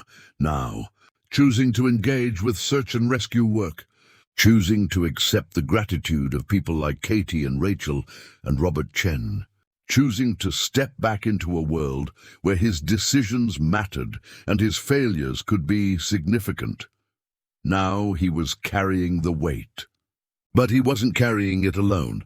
By late summer, Marcus had settled into a routine that would have seemed impossible a year ago. He maintained his cabin as his primary residence, but he was at the ranger station 2 or 3 days a week. He coordinated with search and rescue teams, trained new rangers in mountain rescue techniques, and participated in active searches when his expertise was needed. The isolation he'd cultivated so deliberately had transformed into solitude, a meaningful difference. Solitude was a choice made from a place of wholeness. Isolation had been a choice made from a place of brokenness. Now, when Marcus spent an evening in his cabin reading by the fire, he was choosing that peace rather than fleeing from the world. The mountains around him were no longer a prison. They were home. Susan Rodriguez had, without Marcus quite realizing it was happening, begun grooming him for a larger role. She'd started asking his opinion on strategic decisions. She'd invited him to attend regional training conferences. She'd suggested in increasingly direct terms that the ranger station could use a permanent coordinator focused specifically on high-altitude rescue operations. "I'm not looking to abandon my cabin," Marcus had said each time the suggestion came up. "I'm not asking you to," Susan would reply. "I'm asking you to expand what you're doing. You could work from here 4 days a week, spend your weekends and free time at the cabin." Best of both worlds. Marcus had been resisting because accepting would mean fully acknowledging that his decade of isolation was genuinely over. It would mean committing to a life that included both solitude and connection, work and rest, the mountains and the people who depended on him. The decision came on a day in August when Marcus was hiking alone near his cabin, a place he'd hiked hundreds of times over the past 10 years. The wildflowers were in full bloom, brilliant purples and yellows and reds scattered across the meadow. The air was warm and clean, carrying the scent of pine and earth and the particular quality of high-altitude sunshine. Marcus sat on a familiar boulder and let himself think about the path his life had taken. The rescue coordinator he'd been, the broken man he'd become, the person he was becoming now. Each iteration had been necessary, but none of them had been complete. He pulled out his phone, a device he'd only recently learned to use reliably, and called Susan. "I'll take the full-time position," he said without preamble. "But I want to set it up so that I have flexibility. I want to maintain my cabin. I want to keep hiking. I want the work to be meaningful, not just consuming." Susan's response was immediate. "We can make that work. We can set your schedule so you're here most of the week, but you have weekends and flexibility for personal time. You can work from the cabin when you need to. This doesn't have to be all-consuming." After they'd worked out the details, Marcus ended the call and sat with the decision. He'd taken another irreversible step away from isolation and toward engagement with the world. It felt terrifying and exhilarating in equal measure. The rescue that crystallized everything came in late. August, a family of 4, 2 adults and 2 children aged 7 and 9, had gone missing on a hiking trail in the Maroon Bell snowmass area. They'd told friends they were going on an 8-hour loop hike and would be back by evening. When they didn't return, search and rescue was activated. Marcus coordinated the response from the ranger station, analyzing the terrain and the family's likely route. But as hours passed with no sign of them, Marcus made a decision that surprised everyone. He decided to go into the field himself, leading one of the search teams. "You don't have to do this," Susan said quietly. "That's not part of your coordinator role." "I know," Marcus said, "but there are children missing.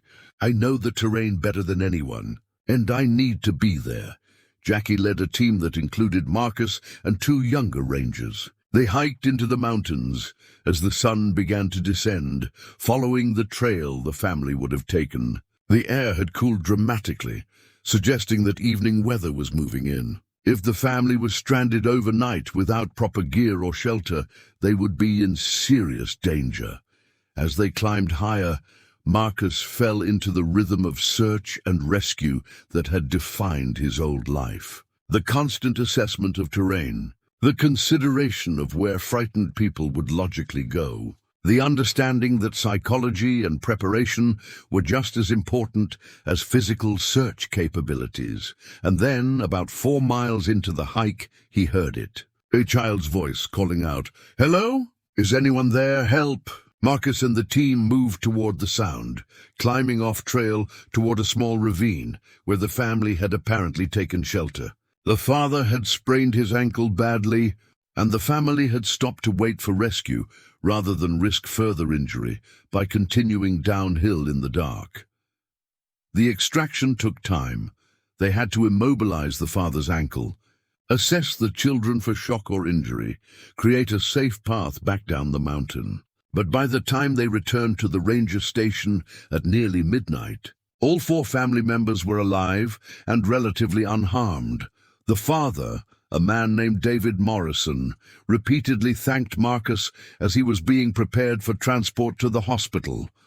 "I didn't know what to do," David said, his voice thick with emotion. "I kept thinking about my children and how I'd let them down by taking them on a hike that was too difficult, and how I'd injured myself and couldn't help them get down. I was convinced we were going to spend the night in that ravine, and someone wouldn't make it. And then you appeared." Marcus understood in that moment something that had eluded him for 10 years. The rescue itself had never been the problem. Failure had never been the fundamental issue. What had broken him was the belief that he should be able to prevent all suffering, save all people, fix all problems. When he'd accepted that he couldn't do those things, when he'd accepted that some people would die despite his best efforts, he'd simply stopped trying.